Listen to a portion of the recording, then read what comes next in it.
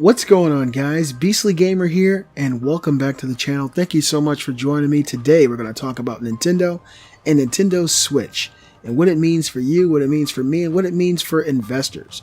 Unbelievably, Nintendo's stock actually dropped quite dramatically after the announcement and reveal of the Nintendo Switch. It even dropped lower than it did when they revealed the Nintendo Wii, so that really confused me.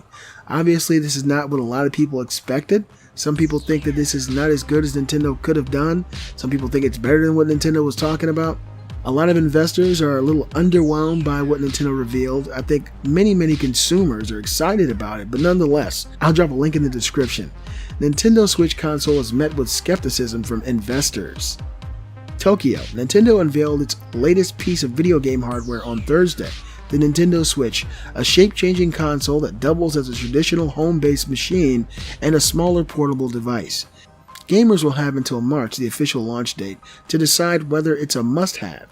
Nintendo hasn't set a price yet. Investors got to weigh in faster, though, and the initial review was not encouraging.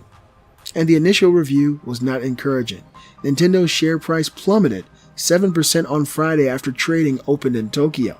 What is the Nintendo Switch, and what's riding on it? The Nintendo Switch is an all-in-one gaming machine, essentially a compact processor with removable controllers and a screen, which can be configured to play at home, with a television, or on the go. It's a big deal for Nintendo, the Japanese game giant, because it has fallen behind rivals in hardware. Nintendo reshaped the console market in the mid-2000s with its innovative Wii, whose motion-sensitive controllers and relatively simple games dramatically expanded the audience for gaming, attracting millions of so-called casual players. But Nintendo's follow-up, the Wii U, has disappointed. Last year, the PlayStation 4 from Sony outsold the Wii U almost threefold, and the Xbox One from Microsoft has also done better. So what went wrong? In a word, smartphones. The Wii's strengths, simplicity, and affordability turned into weakness once phones became the go-to game platform for casual players.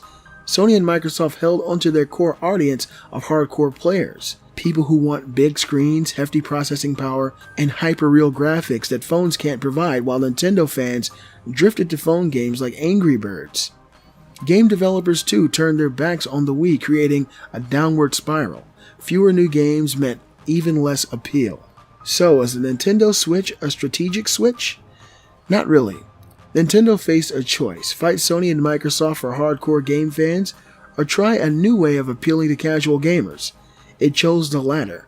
The Nintendo Switch, to judge from the company's early marketing, is aimed at people who like games enough to want to play them on dedicated hardware, just not a smartphone, but not so much that they'll lock themselves in their rooms all day with a PlayStation or an Xbox. The question is whether enough of those people exist. Serkan Toto, a game industry analyst in Tokyo, doubts it.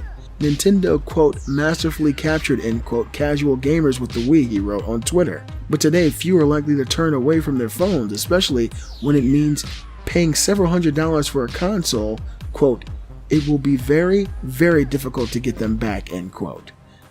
So, what does Nintendo have to get right? Everything, according to Mr. Toto, quote, they absolutely need to hit all the bases this time, end quote. That includes persuading developers to make lots of high-quality games for the machine. It also means hitting the price right. Even committed console buyers are willing to jump between brands if it means getting a better deal. With casual gamers, a steep price could break the device's neck, Mr. Toto said. What if the Nintendo Switch is a dud? That would be bad for Nintendo, obviously, but the company is about more than just hardware, especially recently. After years of hostility towards smartphone gaming, it has pivoted to an if you can't beat 'em, join 'em approach. And that's beginning to pay off, as shown by its success in turning its Pokemon franchise into a huge smartphone hit.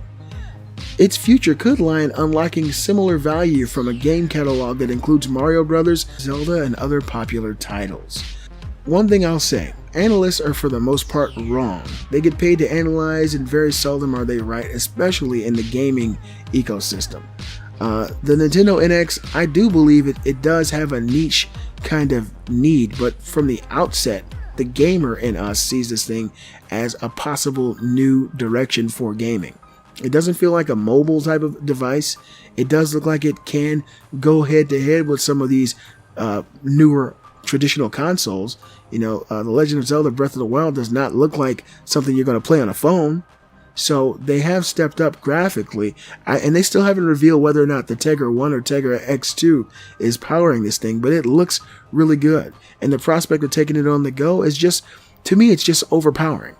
I think that this thing is going to sell like hotcakes. I honestly do. I think everybody's going to buy it.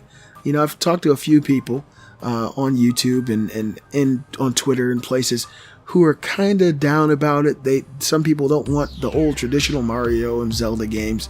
Some people think this thing is another gimmick. But if you ask me, it's not. I think that the gimmick of this is it does everything. And that's the gimmick. The Wii U, the gimmick was the little touchpad. You know, that you can take your game off the screen and play on the touchpad. As long as you're around your Wi-Fi connection, it'll work within 10 feet of the Wii U. The Wii's gimmick was motion controls and really, really shitty graphics. I think that the Switch's gimmick is it does everything, and hopefully it does it all well. The things we've seen in the reveal provide optimism, to say the least. The games look great. There's myriad ways to play it. You can play it like a traditional game.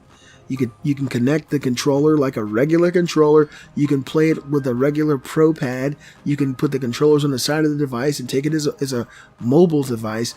It just has so many different ways to play, and to me, that is the gimmick, that it does everything. And it looks great. It looks absolutely great. So, who knows what will happen in the future. I'm definitely buying a Switch. I'll probably end up getting one for me and one for Kate, because she's excited about it too. You guys let me know what you think in the comments. Do you think this 7% drop in Nintendo's stocks after the reveal of the Switch is warranted? Are you guys worried about this thing, or do you think it's going to do well? I personally think it's going to do well, but hell, I'm an optimist. Hope you guys enjoyed the video. If you did, give a thumbs up and show support for the channel. Join the Facebook group, follow me on Twitter, and check out beastlygamer.com. I'm the Beastly Gamer, and I'll see you guys next time.